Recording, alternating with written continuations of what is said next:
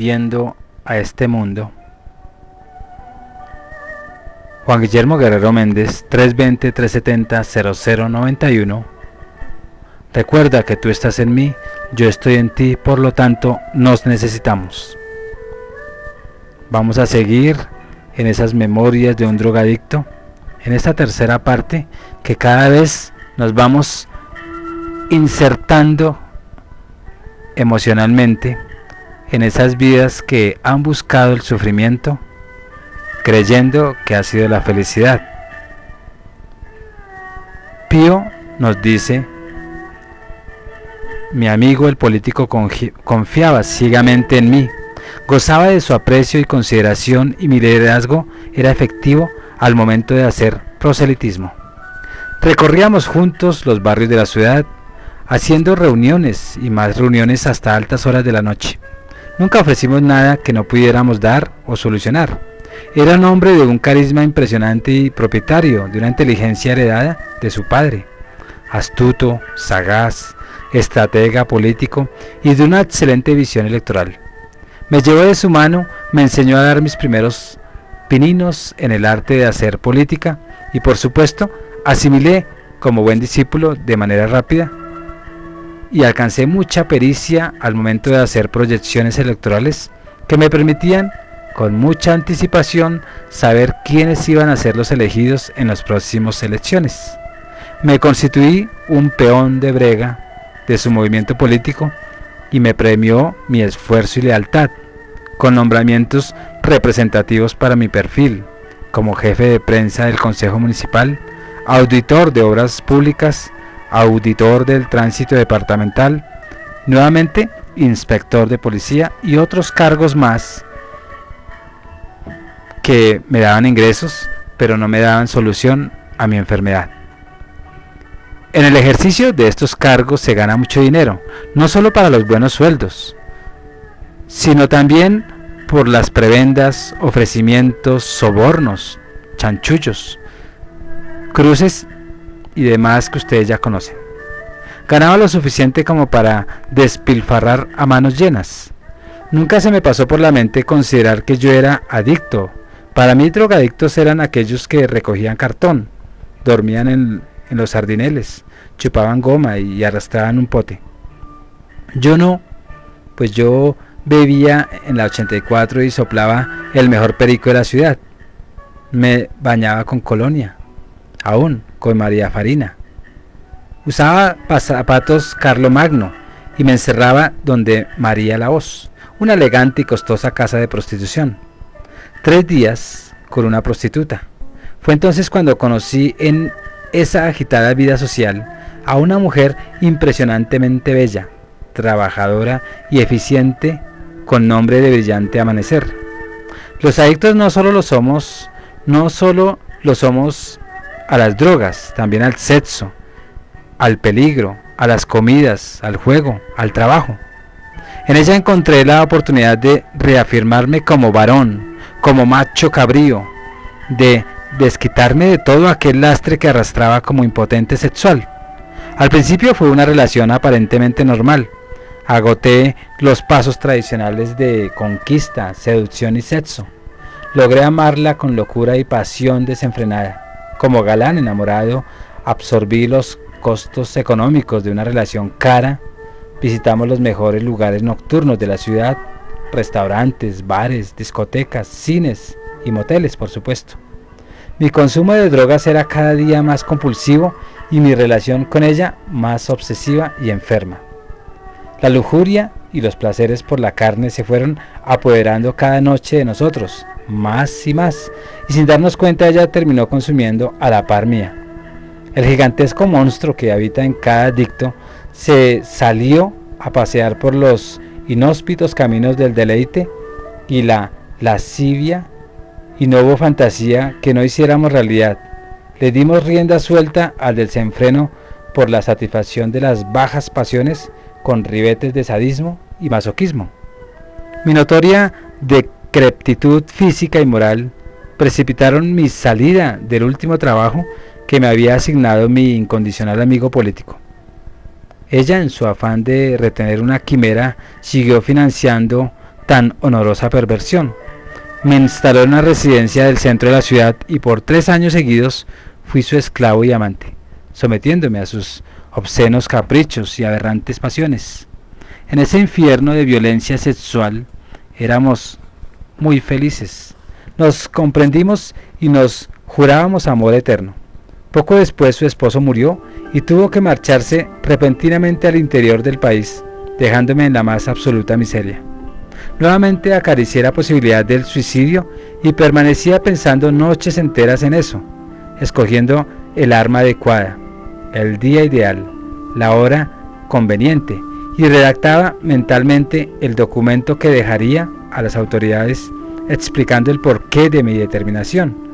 Me imaginaba mi velorio y mi sepelio, las frases de condolencias dirigidas a mi madre y a mi hija laceraban mis oídos. La presencia de tres hipócritas vecinas en mi funeral hacía que me revolcara en la ira de mi ataúd, y cuando ella aparecía de luto, blanca y hermosa en señal de pasar por mí, desechaba inmediatamente el abyecto propósito y retornaba a la realidad desesperado. Regresé a mi casa materna, derrotado, humillado y vilipendiado. El mundo se me vino encima y las posibilidades de triunfo que un día abracé como eminente abogado y hombre de bien se escurrían entre los dedos de mis manos temblorosas. Mi cara humedecía lágrimas de vergüenza. Ya iba cogiendo el perfil cadavérico que caracteriza a los adictos en el final de sus días. Dentro de un ambiente hostil por mi presencia en mi casa, mis hermanos y mi madre aceptaron a regañadientes mi estadía. Me asignaron la última habitación, lo mismo que mis utensilios de comedor, plato, cuchara, vaso, y los marcaron con una P, con esmalte de uñas de color rojo, como prevención a la bronquitis aguda que me azotaba por aquellos días. Yo seguía consumiendo desaforadamente en aquel cuarto triste. La gente que visitaba la casa de vez en cuando se asombraba por los calados de mi cuarto para observar si continuaba vivo, porque la única señal de supervivencia que salía de allí eran los ronquidos de mis bronquios constipados. La única que se acercaba a mi celda espiritual era mi amorosa abuelita de 90 años, que silenciosamente entraba, me daba un beso, me rascaba la cabeza un rato y rápidamente salía, mostrando desagrado en su rostro por aquellos olores ácidos y descompuestos. Providencialmente llegó en diciembre una tía de Venezuela y alegró mi vida. Hablábamos durante mucho tiempo por las noches y sutilmente me motivaba a continuar luchando. Lo único que el tiempo no perdona es lo que a tiempo no se hace. Era su frase de combate para sacarme de aquel letargo emocional. Su atención y dedicación permanente lograron que me alimentara mejor. Cesó mi tos y mis bronquios mejoraron, y ahí tuve que reingresar a la universidad a solicitud de ella, y con todos los gastos pagos retomé mis estudios. Ella con mucha picardía buscaba acercamientos entre mi ex esposa y yo, logrando así que surgiera nuevamente el sentimiento puro de los primeros días, y nos reconciliamos. Pero cometer los mismos errores esperando resultados diferentes se le conoce con el nombre de locura. Nos dieron la casa que mi madre tenía en la urbanización, el hipódromo, y nos fuimos a vivir allá. Dormíamos en un colchón que tirábamos en el suelo, en una casa desprovista de muebles y enseres. De esa segunda oportunidad nació mi otra hija, pero ante la imposibilidad de mantenerlas, de encontrar un nuevo trabajo y parar mi consumo, se tuvieron que marchar, y esta vez para siempre. A medida que mi enfermedad progresaba, cada vez que era más inconsciente de mí y del mundo que me rodeaba, todos mis defectos, errores y flaquezas me eran revelados. No estaba dispuesto a escuchar a nadie, me negaba la posibilidad de recuperarme. Lógicamente la enfermedad tomó el mando de mi vida. Sin embargo, mi mente aún funcionaba, mi memoria y fluidez verbal se conservaban, y seguía haciendo favores comunitarios en la vecindad. Era un hombre que inspiraba sentimientos extremos, o me amaban o me odiaban. Seguramente los primeros estaban agradecidos por algún servicio que en su momento les hice, como conseguirles una medicina para un familiar enfermo, una beca para un colegio, diligenciarle la libertad a algún drogadicto emproblemado, o en el mejor de los casos, obviarle o rebajarle la cuenta hospitalaria de un familiar enfermo, y en el peor de los casos, conseguir la exoneración de la deuda por concepto de servicios fúnebres en la funeraria comunal de mi barrio. Todo ese agite comunitario era lo que me mantenía vivo, porque me estaban reconociendo como alguien importante, pero no era suficiente. Invadía la droga seguía invadiendo mi cuerpo y seguía en pie. Pero ¿cómo se explica que un drogadicto socialmente evidente pueda lograr difíciles favores en beneficio de tantos sin tener poder político? Nunca logré entender por qué la gente me marchaba. Sencillamente lo atribuía a esa extraña capacidad de manipulación y convicción de la cual soy poseedor y que tanto le sirvió a muchos y perjudicó a otros, y a mí particularmente. Toda esta aceptación social no me dejaba ver con claridad el terrible problema en que estaba, el mar turbulento en que me ahogaba. Fue así como el alcalde elegido de la época, conocedor de mi empuje politiquero, me hizo nombrar nuevamente en la inspección de policía municipal de un corregimiento vecino adscrito al área metropolitana.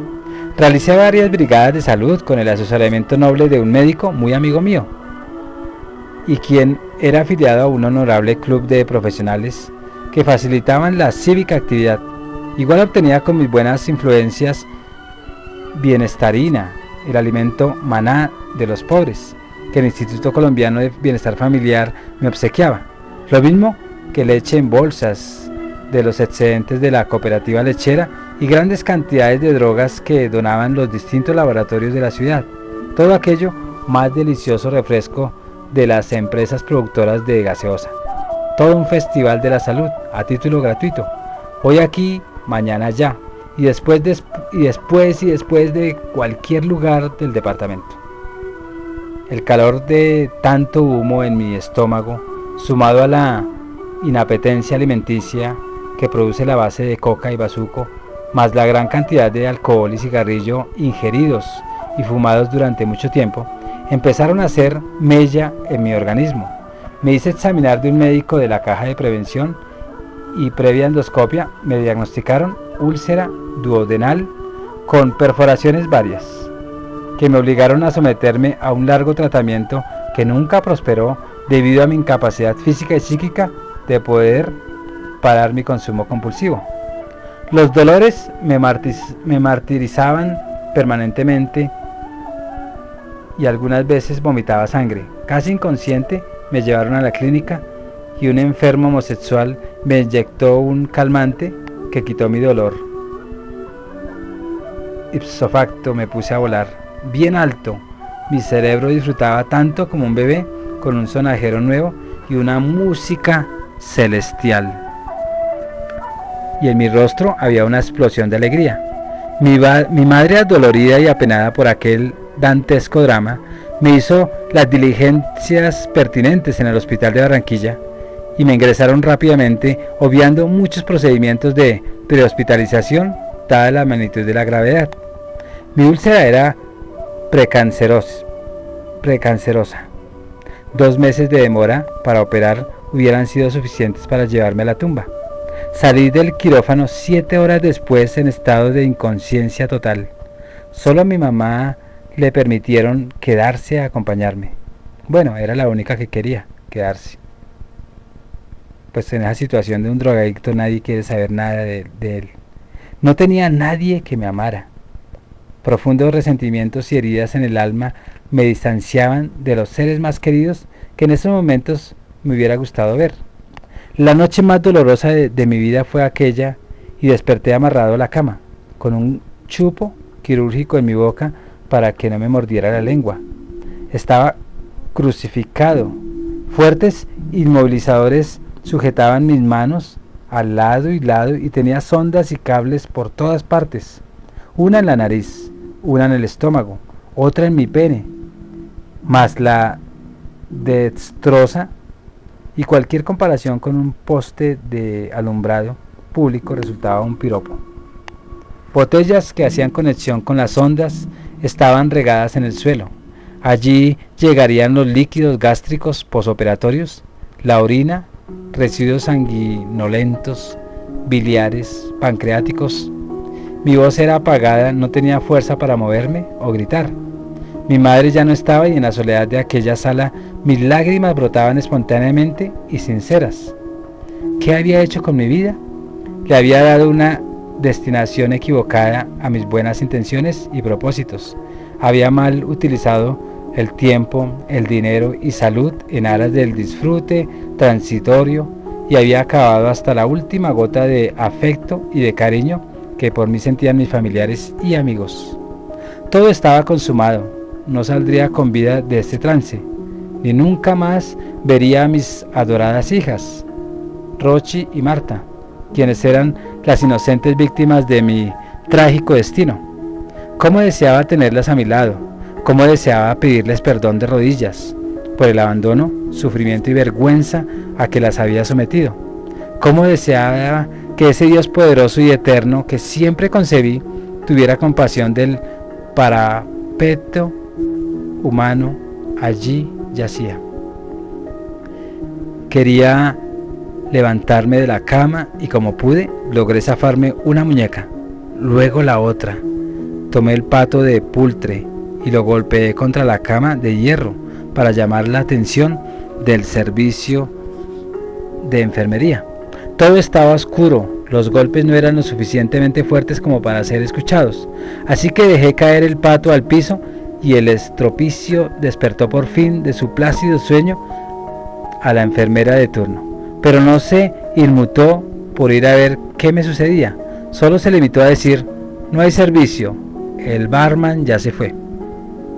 Una voz ronca de ultratumba se dirigió a mí y me pedía que lo soltara. Giré mi cabeza hacia la izquierda y observé su rostro suplicante. También había sido operado aquel día. De pronto escuché una exhalación fuerte y dejé escapar un silbido débil anunciando que se iba de este mundo. Los nervios se apoderaron de mí y con las últimas fuerzas de todo mi ser logré incorporarme en el respaldo de la cama, y en ese momento entró un médico que estaba en ronda nocturna y me preguntó qué pasaba. Me limité a picarle mi ojo derecho y le señalé con mi dedo pulgar izquierdo la presencia de un nuevo difunto en el país de los muertos. Claro que yo tuve culpa. Permanecí recluido 62 días en el hospital y las monjitas de la caridad me animaban y me consentían, lo mismo el cura capellán y todo el personal de enfermeros y servicios generales. El día que abandoné aquel lugar no me alegré, lloré desconsoladamente al dejar una nueva familia amorosa que allí había encontrado. Aquella experiencia traumática sacudió mi existencia. Me dediqué a pedirle mucho a Dios, a orar, a reflexionar, a ir a misa de sanación los martes por la noche en la iglesia de San Francisco. Ingresé a un grupo de oración, rezaba con vehemencia y mis súplicas salían de lo más profundo de mi alma. Ofrecí una penitencia al Señor de los Milagros en la villa de San Benito, Abad Sucre, y entré de rodillas al altar, subiendo por los peldaños empinados que conducen a la cripta de vidrio en la cual lo conservan y protegen de la fanática o devota feligresía que allí se congregaba. Solo pedía una cosa, que me ayudaran a salir de las garras de la adicción y del infierno, de esas drogas. Quería llenar a toda costa el vacío espiritual que reinaba en mi vida. Busqué a Dios en todas partes, en la iglesia católica, los evangelios, en los testigos de Jehová, cruzadas cristianas, templos adventistas, mormones. ¿Qué no hice por encontrarlo? Pero ninguno de ellos llenaba mis expectativas espirituales. A cada cual le encontraban falencias y debilidades, y unos pecaban por exceso y otros por defecto. De tal manera que mejor me dediqué a darle un poco de calor a mi pequeña hija, y era así como la llevaba al colegio todos los días. Le arreglaba su lonchera y me preocupaba por su merienda. Me di a conocer en el colegio de la niña, y en las reuniones de padres de familia era uno de los más activos participantes, lo que conllevó a que me eligieran presidente de la asociación de padres de familia. O sea que yo era muy inteligente, y aún me hacía querer sin quererme.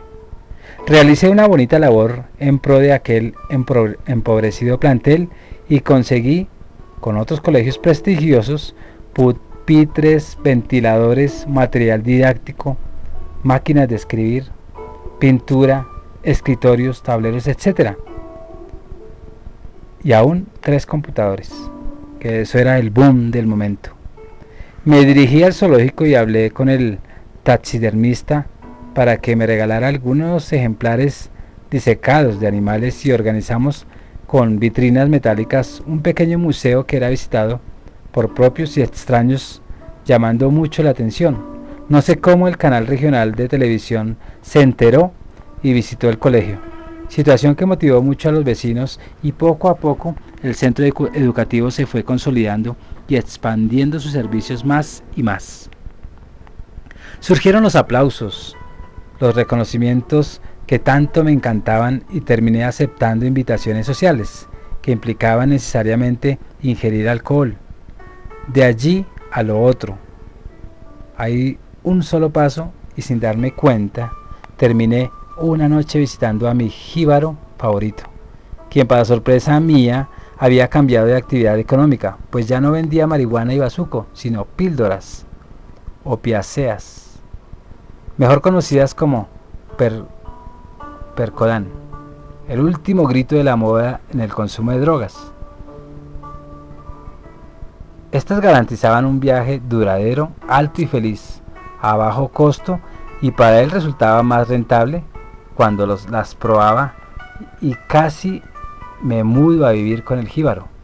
Comencé tomándome 2, que según él era la dosis ideal de salida, pero el efecto no era tan duradero en mí, y pasé a 5 diarias.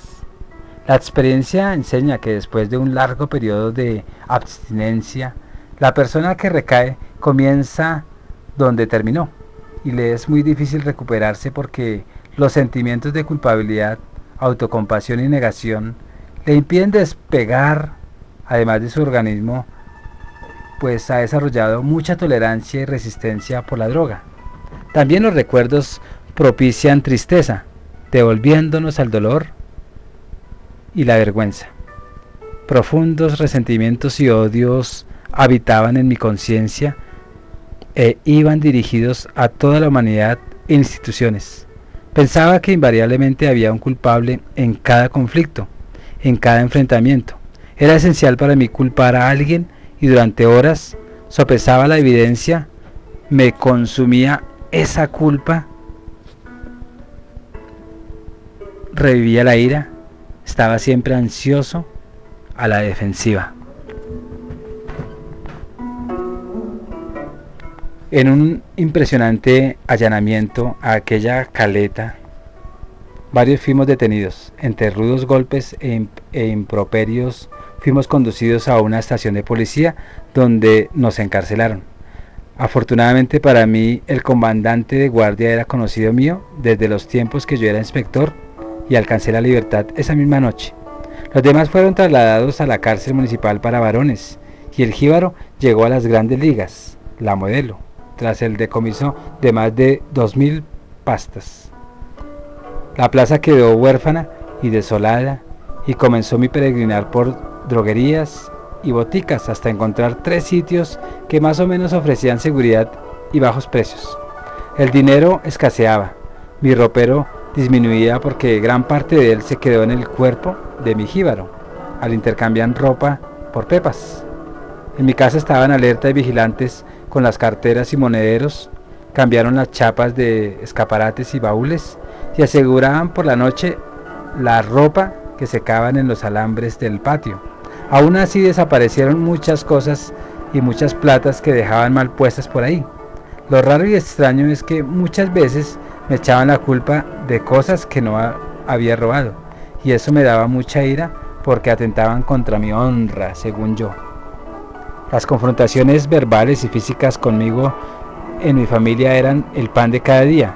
Se respiraban ruina y un aire demoníaco se enseñoreaba en aquel ambiente. Después de cada trastada, las maldiciones, vulgaridades, ofensas y humillaciones seguían en un rosario interminable, imposible de escuchar.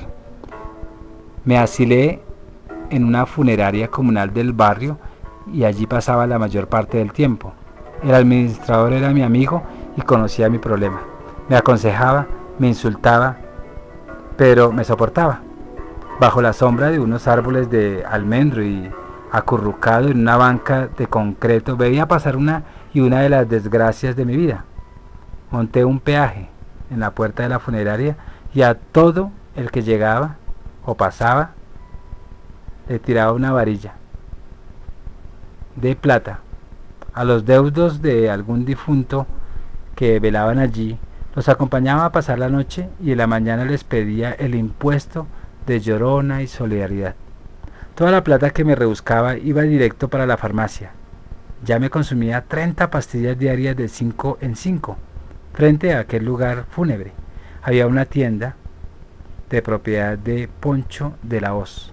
Él y su mujer, la niña Clemen, son un par de ancianos tiernos y cariñosos que me calmaban el hambre y la sed durante mucho tiempo.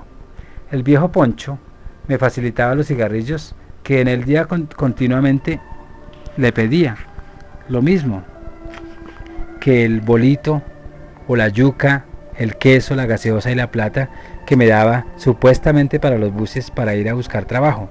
Siempre confió en mí, me abrió las puertas de su casa y de su corazón, lo mismo que su mujer y sus hijos.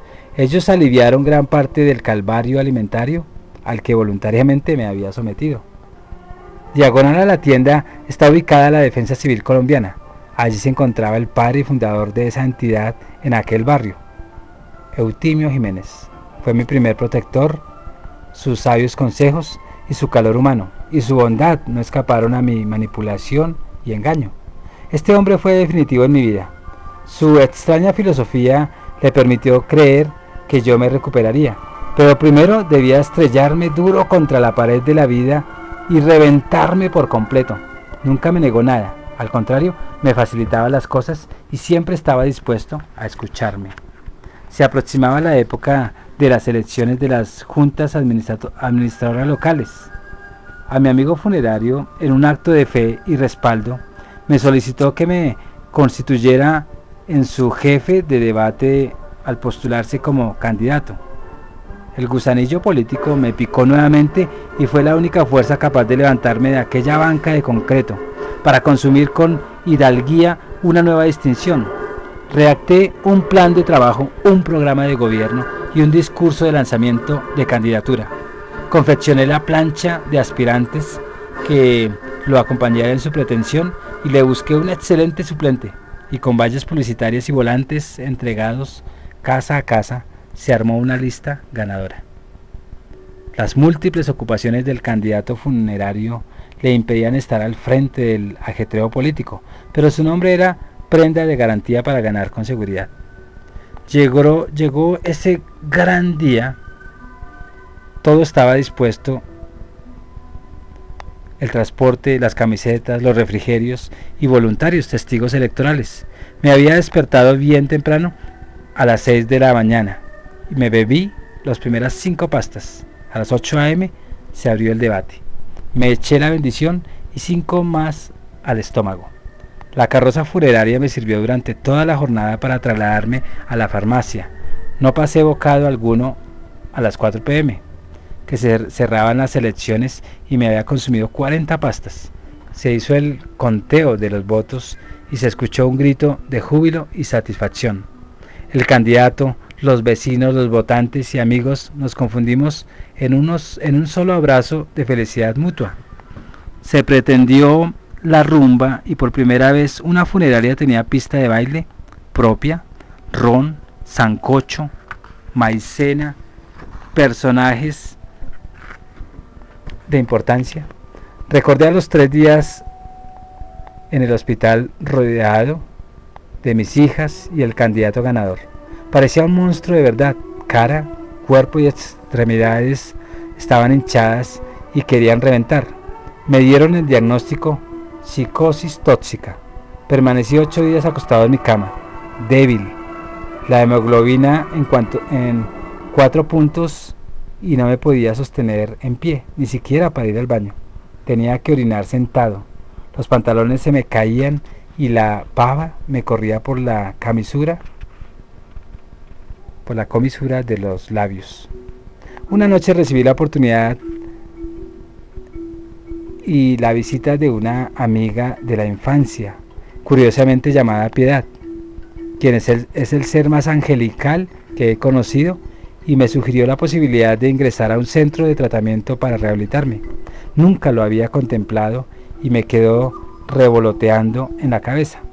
En mi largo viacrucis de drogadicto conocí a muchas personas buenas, malas y perversas, pero nunca antes y nadie tan magnánimo como una vecina que me dijo: si como hombre te equivocas, como caballero puedes rectificar. Ella facilitó los medios y recursos necesarios para que diligenciara mi entrada a cualquier programa de recuperación de alcohólicos y farmacodependencia.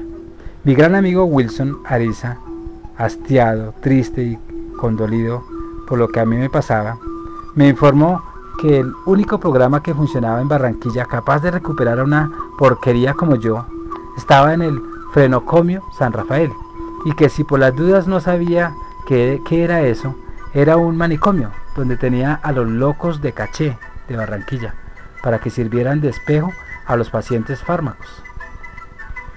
Todo lo había perdido y me di cuenta que el odio que sentía por mí fue el defecto de carácter que obstaculizó mi crecimiento. No perdía nada con intentarlo. Wilson y Eutimio compraron los sueros, vitaminas y demás medicamentos y los metieron en una caja de cartón, y en la noche empaqué una camiseta rota y sucia, 2 calzoncillos medio sucios y medio limpios y un pantalón que me quedaba bailando, también medio sucios y medio limpios. Bien temprano me dirigí a la farmacia y compré la última dosis de toda mi vida. Pedí un vaso con agua y me la bebí. Ya con la música por dentro, tomé mi caja, mi bolsa y me marché. Estaba en la puerta de entrada de un hospital psiquiátrico. Hasta allí he llegado por mi mala percepción de lo bueno, creyendo que lo malo era lo bueno. Recuerda que tú estás en mí, yo estoy en ti, por lo tanto, nos necesitamos. Juan Guillermo Guerrero Méndez, 320-370-0091. Reflexiona antes que sea tarde. Muchas gracias.